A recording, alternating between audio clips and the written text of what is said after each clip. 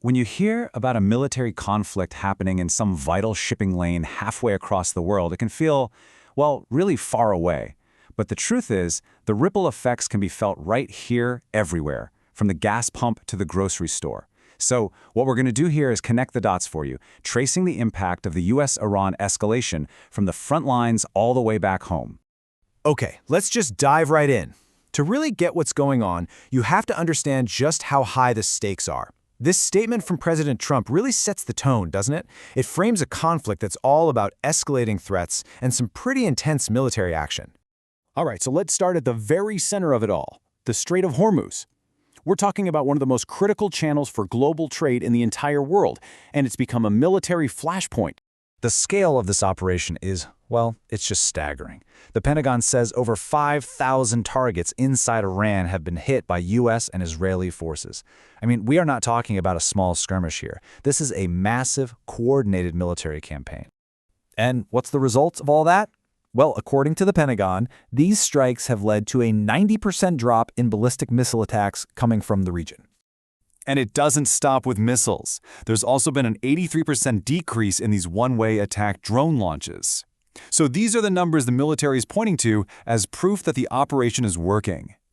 But here's the thing, and this is so important. Those statistics don't paint the full picture, not even close. The conflict keeps spilling over. Even with those numbers going down, Iran has kept on striking its Arab neighbors. Just recently, a strike in Bahrain tragically killed a civilian woman in her own neighborhood. Okay, so now let's follow that ripple right back to our own backyard. Let's talk about the first major shockwave that's hitting pretty much every single American wallet.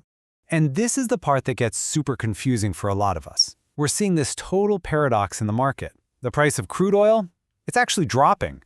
But at the exact same time, the price you and I are paying for gas at the pump is just going through the roof. So how on earth does that work? Well, see, crude oil and gasoline are two different things. The conflict might make investors worry about a global slowdown, which pushes crude prices down. But that very same conflict makes it way riskier and more expensive for tankers to ship the finished gasoline through the region. And those higher costs, they get passed directly on to us. And what does that all add up to? Well, this number right here. A 55% average increase for a gallon of gas since this all started. That's a huge hit that affects nearly every single household and business out there. And look, a number like that is one thing, but for real people like Yasha Timinovich, who's a rideshare driver out there 10 hours a day, seeing a price of $5.79 a gallon isn't just annoying, it's a direct threat to how he makes a living. And that pain, it just spreads out. It hits small businesses too. Fernando Jala, a flower shop owner, he's already had to raise his delivery prices by 20%. He says if he has to keep absorbing that rising gas cost himself, it's really going to hurt his business. And if you want to see just how far these ripples travel, just look at our farms. The entire spring planting season is now at risk. We're hearing that a single fill-up for a tractor can cost over $460. And on top of that, because of the conflict, fertilizer suppliers are having a hard time making deliveries. That means the whole food supply chain is feeling the pressure. But all these economic numbers, they're one thing. There's another cost, a much heavier one. A cost that you just can't put a price on. So let's turn to the human toll of this conflict. And this is a cost that's being paid on all sides. The Pentagon has announced that 7 U.S. service members have been killed, including Army Sergeant Benjamin Pennington, and another 140 have been wounded. And at the same time, you see the devastating impact on civilians, like that woman killed in Bahrain, and on people just fighting for freedom, like Iran's women's soccer team, who just got asylum after protesting their own government.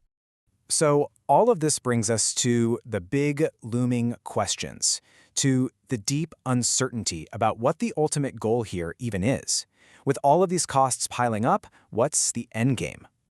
If you're feeling confused, you're not alone. The messages we're getting from leadership are, well, they're kind of all over the place.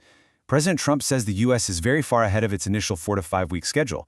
But then he also says we've already won in many ways, but we haven't won enough. So it leaves everyone, the public, our allies, wondering what exactly the objective is and when it's supposed to be finished. And all of this ambiguity, it just boils down to this one massive question that's hanging over this entire conflict. Is the real goal here to change the leadership in Iran?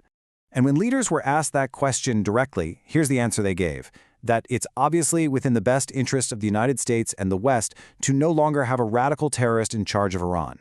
It's an answer that, let's be honest, leaves a whole lot of room for interpretation. So, we end with this final thought.